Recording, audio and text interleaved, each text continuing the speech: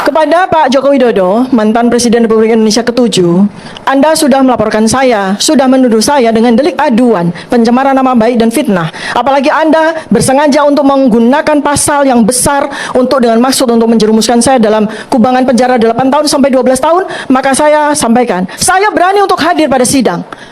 Maka Anda harus berani hadir juga pada sidang. Karena Pak Pengadilan Negeri Jakarta Timur akan menggelar sidang perdana kasus dugaan ijazah palsu mantan Presiden Joko Widodo dengan terdakwa Dr. T. Fauzia Tiasuma. Sementara kalau Dr. Roy Suryo ini sekarang dia sedang bertarung di Pengadilan Negeri Jakarta Selatan berkaitan dengan gugatan pra peradilan terhadap penangkapannya oleh Polda Metro Jaya. Tetapi Dr. Roy Suryo juga dipastikan juga akan segera bergabung untuk menjalani proses pengadilan yang sama. Persidangan kali ini dipastikan akan menjadi perhatian publik dalam dan luar negeri. Para pendukung Dr. Tifa dari berbagai daerah itu diperkirakan akan hadir memberikan dukungan. Sementara bagi Anda yang tidak bisa hadir, itu bisa menyaksikan melalui siaran langsung yang disiarkan sejumlah stasiun televisi dan kanal-kanal di media sosial. Pengadilan Negeri Jakarta Timur memutuskan bahwa persidangan ini bisa disiarkan secara live kecuali nanti pada pemeriksaan para saksi ya, karena memang di antara satu saksi dengan saksi yang lainnya itu tidak boleh mengetahui apa yang jadi kesaksian dari saksi sebelumnya. Yang paling ditunggu publik itu saya kira adalah apakah Joko Widodo sebagai pelapor itu akan hadir sebagaimana janjinya, atau seperti beberapa persidangan sebelumnya Jokowi kembali mencari-cari alasan, mencari dalih untuk tidak hadir. Apalagi kasusnya ini kan adalah fitnah dan pencemaran nama baik serta juga undang-undang ITE. Jadi dia bisa beralasan untuk tidak hadir dan hanya mewakilkan kepada para pengacaranya. Dr. Tifa sendiri tampaknya sudah tidak sabar untuk bertemu dan berkonfrontasi langsung dengan Joko Widodo di ruang sidang. Sebuah momen yang tampak sekali dari berbagai persidangan di beberapa pengadilan negeri di Solo, di Jakarta, di UGM dan lain-lainnya. Jokowi itu menghindari. Dalam sebuah talk show di TV One, Dr. Tifa menyampaikan tantangan langsung kepada Joko Widodo untuk hadir di persidangan, dan tantangannya tersebut kemudian dia unggah kembali di akun X-nya hari Rabu 1 Juli kemarin ya. Dia men-tweet begini, pesan straightforward kepada Pak Joko Widodo. Pesan ini untuk Pak Joko Widodo yang tidak pernah berkacamata, tidak pernah berkumis, dan rambut selalu belah pinggir. Kalimat satire ini tampaknya sengaja ditujukan kepada Joko Widodo bahwa Dr. Tifa seperti banyak orang lainnya itu tidak mempercayai ijazah Jokowi yang selama ini diklaim ya itu ijazah aslinya, karena wajahnya dari ijazah asli yang diklaim punya Jokowi itu wajahnya sangat berbeda dengan Joko Widodo yang sekarang ini. Joko Widodo sendiri ketika Roy Suryo dan Dr. Tifa ditangkap oleh penyidik Polda Metro Jaya hari Jumat 19 Juni lalu, seperti biasa menjawab secara normatif. Dia menyatakan akan mengikuti proses hukum dan kembali menyatakan dia akan hadir pengadilan. Sebuah pernyataan yang disambut secara sinis dan skeptis oleh publik, karena ya ini memang bukan pertama kalinya dia menyampaikan hal semacam itu, berulang kali menyampaikan pernyataan tersebut tapi tidak pernah dia jalanin gitu ya. Dan kiri belok kanan lah kalau netizen menyebutnya ya. Kalau kita mengamati perkembangan terakhir, Joko Widodo dan pendukungnya itu sekarang ini tidak dalam posisi penuh percaya diri seperti biasanya. Bahkan mereka itu marah-marah dan jengkel kepada Presiden Prabowo Subianto. Keputusan Kejaksaan Negeri Jakarta Selatan tidak menahan Roy Suryo dan Dr. Tifa ini memang menunjukkan ada perubahan yang cukup serius, atau kalau tidak perubahan ada pergeseran lah dalam posisi Joko Widodo yang selama ini diyakini masih sangat powerful dan bisa mengendalikan aparat penegak hukum. Saat penyidik Polda Metro Jaya menangkap Roy Suryo dan Dr. Tifa, clear sekali disambut sukacita oleh para pendukung Jokowi. Banyak yang menyimpulkan bahwa Joko Widodo itu memang masih sangat perkasa, dan saya kira itu juga yang diyakini oleh para pendukungnya. Sebuah kesimpulan yang tidak terlalu salah dan juga tidak berlebihan, apalagi mengingat Roy maupun Tifa itu kan sangat kooperatif ya. Mengapa harus dilakukan penangkapan yang cukup dramatis? Bukankah cukup dipanggil gitu dan diberitahu bahwa mereka akan dilimpahkan atau tahap 2-nya, di pelimpahan tahap 2 Kejaksaan Negeri gitu.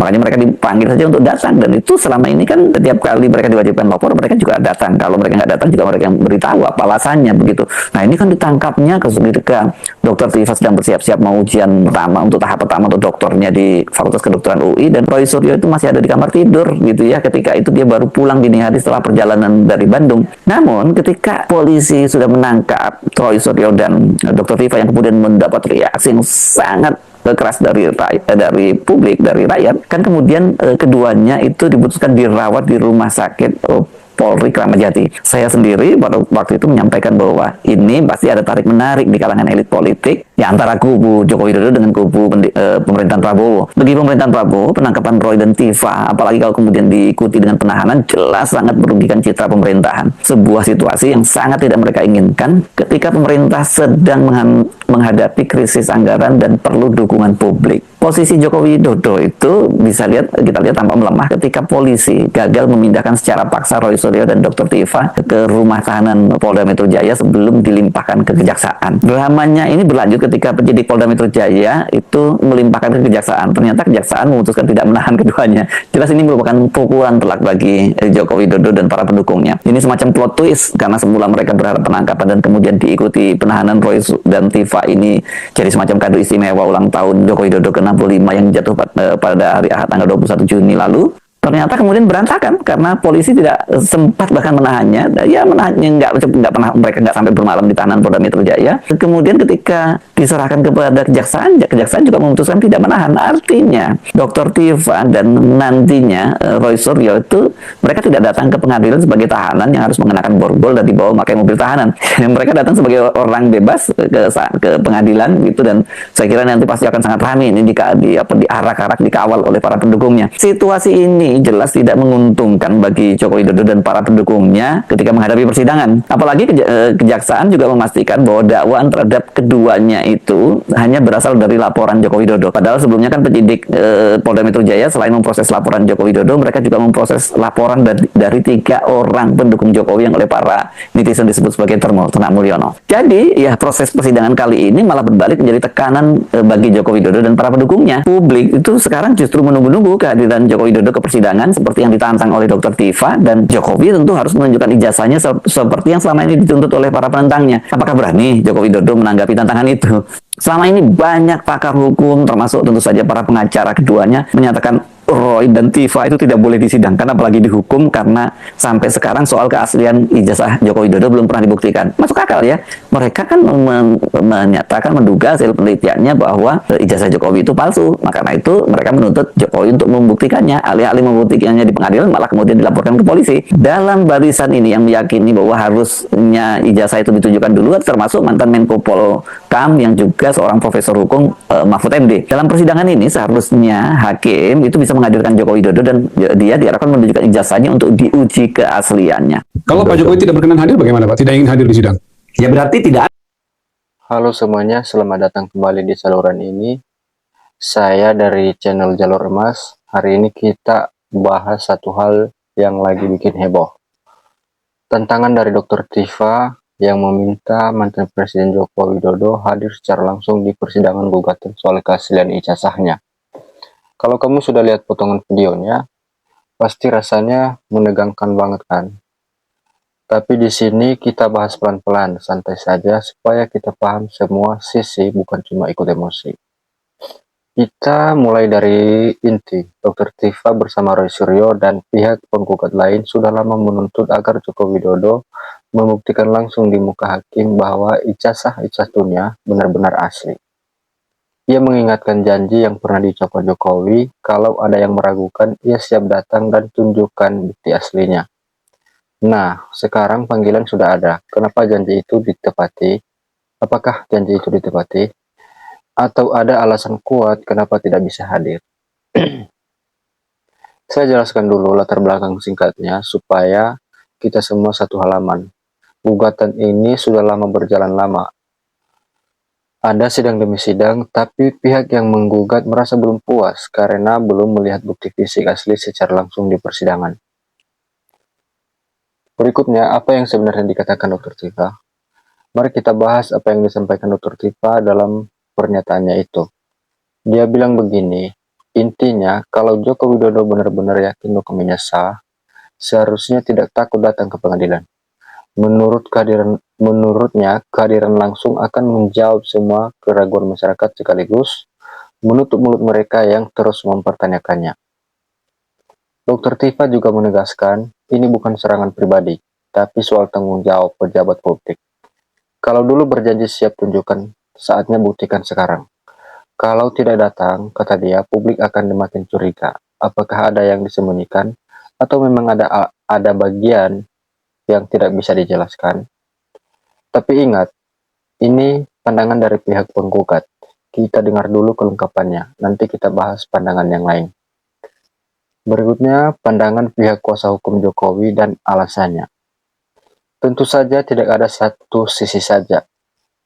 Pihak yang mewakili Jokowi punya alasan sendiri kenapa kliennya belum hadir atau tidak perlu hadir. Mari kita bahas santai saja, tidak usah marah-marah. Mereka menjelaskan secara hukum kehadiran orang yang digugat tidak selalu wajib di setiap persidangan, kecuali hakim memerintahkan khusus. Mereka juga menyatakan bahwa semua bukti yang diperlukan sudah diserahkan, sudah diperiksa kepolisian, dan sudah dinyatakan sah. Menurut mereka, menuntut kehadiran Jokowi terus-menerus lebih bersifat tertekan politik daripada kebutuhan hukum. Mereka juga mengingatkan, sebagai mantan presiden, ada pertimbangan keamanan dan kewibawaan negara, bukan sekadar menolak. Jadi, menurut mereka, sudah cukup bukti tertulis dan keterangan saksi yang kompeten. Berikutnya, perspektif hukum, apa kata aturannya. Sekarang kita bicara sedikit hukumnya. Tapi tetap santai ya, tidak pakai istilah yang rumit.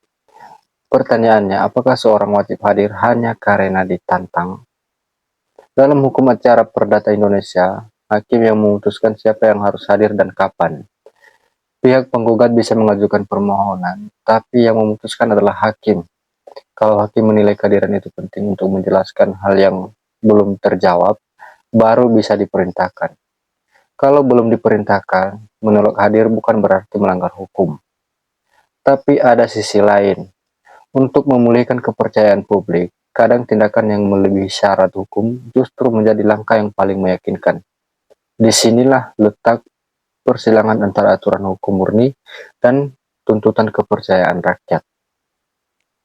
Banyak ahli hukum yang punya pandangan terbagi.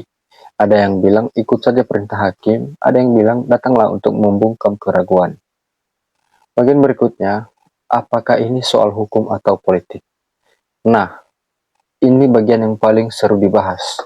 Apakah persidangan ini murni soal keaslian dokumen atau ada kepentingan politik di baliknya? Dr. Tifa dan rekan-rekannya menolak dikatakan berpolitik. Mereka mengaku hanya ingin kebenaran terungkap demi kepentingan umum dan standar integritas pejabat. Sebaliknya, kubu pembela menilai ini adalah serangan terencana untuk merusak nama baik dan pengaruh politik mantan presiden. Kita lihat saja kenyataannya. Setiap perkembangan sidang selalu menjadi berita besar, diperdebatkan di media sosial, dibawa ke perbincangan politik. Sulit memisahkan keduanya. Kalau Jokowi datang, bisa dianggap kemenangan hukum, tapi juga dipandang memberi panggung kepada penuduh. Kalau tidak datang, bisa dianggap taat aturan, tapi bisa juga dianggap menghindar. Benar-benar posisi yang sulit.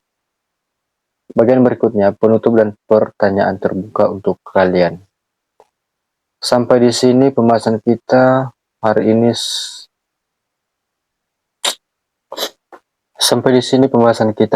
Santaikan. Intinya begini, tantangan sudah disampaikan, alasannya kuat dari sisi pemulihan kepercayaan.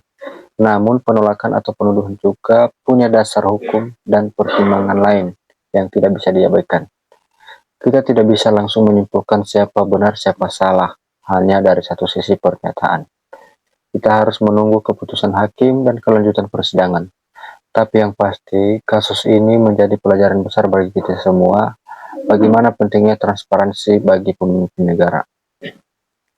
Saya dari channel Jalur Emas ingin bertanya langsung ke teman-teman, kalau teman-teman berada di posisi Jokowi, apa yang akan kalian pilih? Datang dan tunjukkan bukti secara langsung, atau tetap pada jalur hukum biasa dan biarkan bukti tertulis yang bicara? Tulis pendapat kalian. Nah, teman-teman, sampai di sini penjelasan terkait video kita hari ini, dan sampai jumpa aja di video berikutnya. Terima kasih.